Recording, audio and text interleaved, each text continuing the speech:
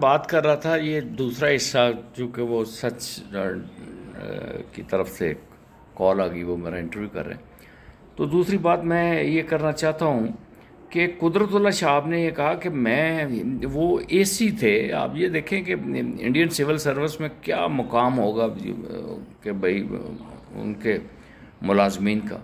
تو ان کو یہ دعوت کسی نے کی، ایک بڑے مہاراجہ نے، اور انہیں بڑے خوبصورت برتنوں میں ان کو کھانا دیا، اور بعد میں 1 سال کے بعد وہ تبدیلی ان کی پھر ہوئی ہے، پھر اس نے کھانا کیا اور وہی برتن آگے رکھے۔ تو قدرت اللہ صاحب نے کہا کہ یہ برتن تو مجھے دیکھے والے لگتے ہیں یہ، تو کہنے لگے یہ ہم مسلمانوں کے لیے الگ سے برتن رکھتے ہیں۔ اور بات صحیح ہے، ہم پاکستان کو بنتے ہم نے نہیں دیکھا، لیکن پاکستان کے بعد پیدا ہونے والی نسل میں سے ہم ضرور ہیں۔ ہمارے بزرگوں نے دیکھا، ہمارے ایک بھائی صاحب تھے اقبال صاحب، وہ کہتے ہیں کہ یہ ہمارے گاؤں نہلا میں جو وہ بامن رہتے تھے، تو ان کی میں باورچی خانے میں چلا گیا تو انہوں نے کہا جی یہ ناپاک ہو گیا پورا باورچی خانہ۔ اب یہ دیکھیں یہ حالات تھی اس وقت، کیا ہندو پانی مسلم پانی، اور دیکھیں مسلم کمرشل بینک بن گئے۔ تو اس وجہ سے پاکستان جو ہے وہ اس کا جو ہے نا حصول لازمی ہو گیا تھا، اس کے بغیر پاکستان سوال ہی پیدا نہیں ہوتا۔ تو جیل برو تحریک بھی ایک یہ وہی چیز ہے، اس کی حقیقی آزادی کی بات ہے۔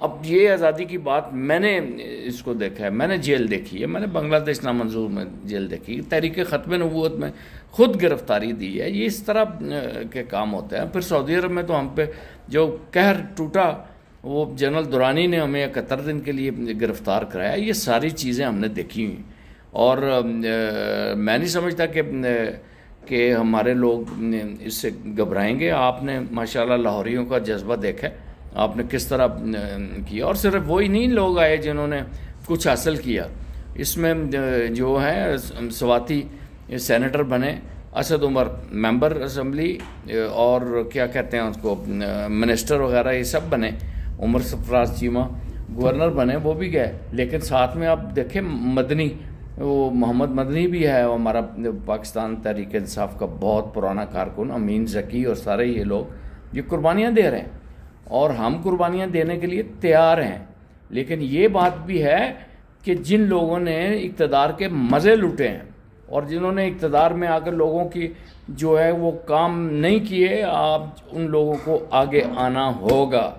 اب یہ نہیں ہے کہ وہ کسی نے کہا کہ خود عمران خان نے کہا تھا کہ ایک شعر تقریر کر رہا تھا، تو وہ کہنے لگا کہ بکریوں کو کہنے لگا کہ آپ وہ قربانی دیں، تو انہوں نے کہا جی پچھلے سال بھی ہم نے قربانی دی تھی، اس سے پچھلے سال بھی، تو پھر وہ شعر آپ کیوں نہیں قربانی دیتے؟ تو شعر نے کہا آپ کو پتہ ہماری قربانی نہیں لگتی۔ یہ جتنے شعر ہیں نا یہ سارے آنے چاہیے، یہ جتنے میں اپنے M P As M N As اور یہ اور وہ لوگ بھی آنے چاہیے جن کو پورا پاکستان تحریک انصاف نے جن کو شناخت دی، اس میں وہ لوگ بھی آنے چاہیے جن کو عہدے بھی دیے، اور جن کو دیے عہدے اور پھر اس کے بعد وہ کرپشن کے الزام میں نکالے گئے۔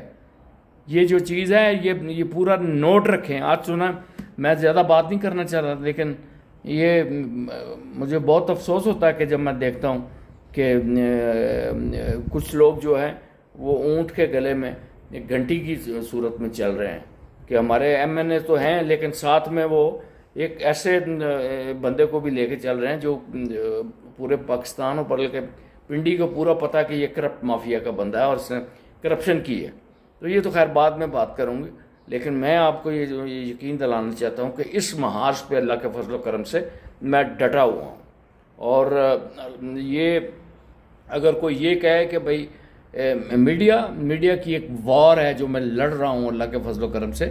اور دوسری بات میں آپ کو یہ بھی کہنا چاہتا ہوں کہ فوج ہماری ہے، فوج پوری کو گالی مت دیں، چند ایک کرپٹ جرنیل جو ہیں ان سے ہماری جنگ ہے، وہ مسٹر ہیری اور ٹیری اور یہ اور وہ اور باجوے اور یہ اور وہ، لیکن پوری فوج اللہ کے فضل و کرم سے ہم نے چینل پہ بھی کھڑے ہو کے جنرل بخشی کا جواب دیا، اور میجر گرواریا کا جواب دیا، کرنل ایلرس کو جواب دیا، اور ڈٹ کے جناب علی ہم کھڑے رہے۔ اور انشاءاللہ آج پریس کانفرنس ہو رہی ہے، میں سچ ٹیلی ویژن پہ ہوں، اس کے بعد میں وہاں پہ پہنچوں گا 2-2:30 بجے انشاءاللہ، وہاں پہنچ. اگر ہماری قربانی ہے تو انشاءاللہ قربانی دینے کے لیے ہم تیار ہیں، لیکن سینہ ہمارا جو ہے وہ چرا ہوا ہے.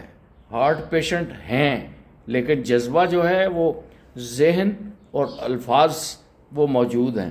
امر قائد نے کہا ہے تو ہم پہنچیں گے، اللہ کے فضل و کرم سے ہم پہنچیں گے. بہت شکریہ آپ کا. Thank you so much.